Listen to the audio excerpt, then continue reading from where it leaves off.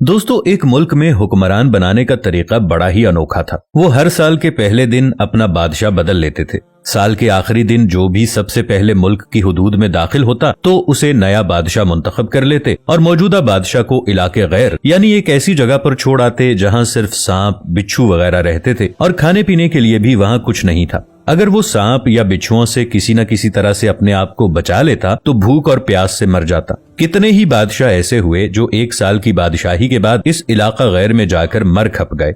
इस दफा शहर में दाखिल होने वाला नौजवान किसी दूर दराज इलाके का लग रहा था। सब लोगों ने आगे बढ़कर उसे मुबारकबाद दी और उसे बताया कि आपको इस मुल्क का बादशाह चुन लिया गया है और उसे बड़े एजाज के साथ महल में ले गए। वो हैरान भी हुआ और बहुत खुश भी। तख्त पर बैठते ही उसने पूछा कि मुझसे पहला बादशाह कहाँ गया? तो दरबारियों ने उसे इस मुल्क का कानून बताया कि हर बादशाह को साल के बाद जंगल में छोड़ दिया जाता है और नया बादशाह चुन लिया जाता है।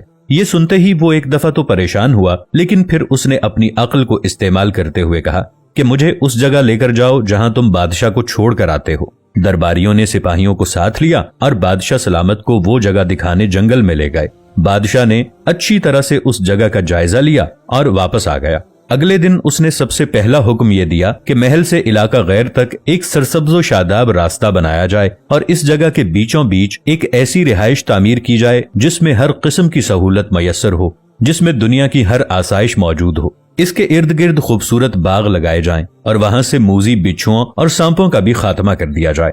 बादशाह के हुक्म पर अमल हुआ और तामीर शुरू हो गई। कुछ ही अरसे में सड़क और महल वगैरह बनकर तैयार हो गए।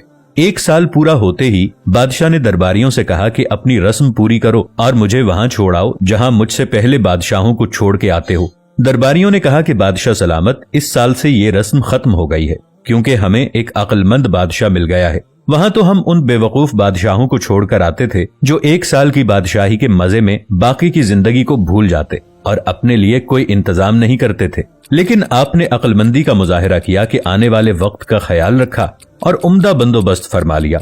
हमें ऐसे ही अक्लमंद बादशाह की जरूरत थी। अब आप आराम से सारी जिंदगी हम पर हुकूमत कीजिए। दोस्तों, इस अनोखे मुल्क का नाम दुनिया है।